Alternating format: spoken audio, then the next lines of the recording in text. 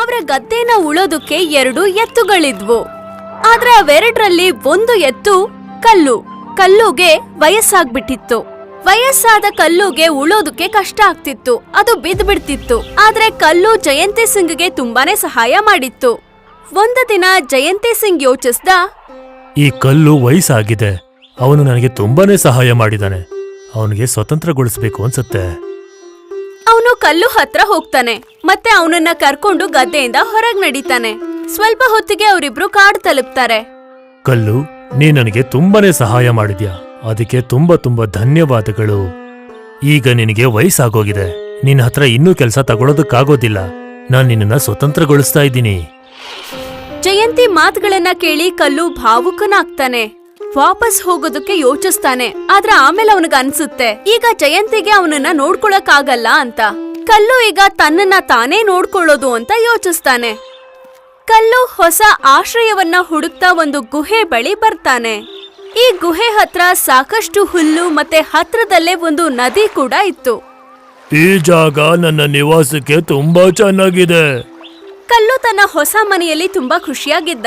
ತನಗೆ ಹೊಟ್ಟೆ ತುಂಬಾ ಊಟ, ಕುಡಿಯೋದಕ್ಕೆ ನೀರು ಮತ್ತೆ ಆಶ್ರಯಕ್ಕೆ ಒಂದು ಗುಹೆ ಕೂಡ ಇತ್ತು. ಆದ್ರೆ ಒಂದಿನ ಕಲ್ಲು ಗಮನಿಸ್ತಾನೆ, ಒಂದು ಸಿಂಹ ಗುಹೆ ಕಡೆ ಬರ್ತಾ ಇದೆ ಅಂತ.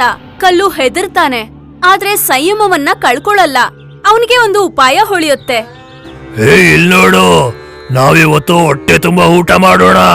ಈ ಗುಹೆ ಒಳಗಡೆ ಒಂದು ಸಿಂಹ ಬರ್ತಾ ಇದೆ, ಅದನ್ನ ದಾಳಿ ಮಾಡಿ ತಿಂದು ಬಿಡೋಣ. ಏನಂತೀಯ ನೀನು? ಸಿಂಹ ಕಲ್ಲು ಮಾತುಗಳನ್ನ ಕೇಳಿ ಹೆದರ್ ಬಿಡುತ್ತೆ. ತಕ್ಷಣ ಓಡೋದಕ್ ಶುರು ಮಾಡುತ್ತೆ. ಮೂರ್ಖ ಸಿಂಹ ಕಲ್ಲುನ ಭಯಾನಕವಾದ ಪ್ರಾಣಿ ಅಂತ ತಿಳ್ಕೊಳ್ಳುತ್ತೆ. ಒಂದು ನರಿ ಸಿಂಹ ಹೆದರ್ಕೊಂಡು ಓಡ್ತಾ ಇರೋದನ್ನ ನೋಡಿ ಅದ್ರ ಹತ್ರ ಹೋಗುತ್ತೆ. ರಾಜ ಅವ್ರೆ, ಏನಾಯ್ತು? ಯಾಕೆ ಓಡ್ತಾ ಇದ್ದೀರಾ? ಅಲ್ಲೊಂದು ಭಯಂಕರವಾದ ಮೃಗ ಇದೆ, ಅದು ಸಿಂಹವನ್ನ ತಿನ್ನುತ್ತೆ. ಅದು ದೊಡ್ಡದು, ಉದ್ದವಾಗಿದೆ, ದೊಡ್ಡ ಕೊಂಬುಗಳಿವೆ. ಭಯಂಕರನ? ಅದು ನಿಮ್ಮ ಶಿಕಾರಿ ಆಗ್ಬೇಕು, ನೀವು ಅದರ ಶಿಕಾರಿ ಅಲ್ಲ, ಗೊತ್ತಾಯ್ತಾ ನಿಮ್ಗೆ? ಇಲ್ಲ, ಅದು ತುಂಬಾ ಭಯಂಕರವಾಗಿದೆ, ನಾನು ಅದರ ಹತ್ರ ಹೋಗೋದಿಲ್ಲ. ನೀವು ಬನ್ನಿ ನನ್ ಜೊತೆ. ಇಲ್ಲ, ನಾನ್ ಬರೋದಿಲ್ಲ. ಅದೇನಾದ್ರೂ ನನ್ ಮೇಲೆ ದಾಳಿ ಮಾಡಿದ್ರೆ ನೀನು ಓಡ್ ಹೋಗ್ಬಿಡ್ತೀಯ, ಗೊತ್ತು ನನಗೆ ಅದ್ರ ಬಗ್ಗೆ. ಸರಿ ರಾಜ ಅವ್ರೆ, ನಾವಿಬ್ರು ಬಾಲಗಳನ್ನ ಕಟ್ಕೊಳ್ಳೋಣ. ನಾನೇನಾದ್ರೂ ಓಡೋಗೋ ತರ ಆಯ್ತು ಅಂದ್ರೆ ನೀವು ಅದಕ್ಕೆ ಎಸ್ತ್ ಬಿಡಿ, ಸರಿನಾ? ಏನಂತೀರಾ? ಸಿಂಹಕ್ಕೆ ಈಗ್ಲೂ ಭಯ ಆಗ್ತಾ ಇದೆ. ಆದ್ರೆ ನರಿ ಬಲ್ವಂತ ಮಾಡಿದ್ರಿಂದ ಅದು ಅದ್ರ ಜೊತೆ ಹೊರಡುತ್ತೆ. ಕಲ್ಲು ಸಿಂಹ ಜೊತೆ ನರಿನ ನೋಡಿ ಎಲ್ಲ ಅರ್ಥ ಮಾಡ್ಕೊಳ್ಳುತ್ತೆ, ಆದ್ರೆ ಭಯ ಪಡೋದಿಲ್ಲ. ಇನ್ನೊಂದು ಉಪಾಯ ಮಾಡುತ್ತೆ. ಹೇ ನರಿ, ನಾನ್ ನಿನಗೆ 2 ಸಿಂಹವನ್ನ ತರೋದಕ್ಕೆ ಹೇಳಿದೆ, ನೀನು ಒಂದೇ ಒಂದನ್ನು ತಂದಿದ್ಯಾ. ಪೂರ್ತಿ ಪರಿವಾರಕ್ಕೆ ಹೇಗ್ ಹೊಟ್ಟೆ ತುಂಬುತ್ತೆ ಹೇಳು? ಕಲ್ಲು ಮಾತ್ ಕೇಳಿ ಸಿಂಹಕ್ಕೆ ತುಂಬಾನೇ ಭಯ ಆಯ್ತು.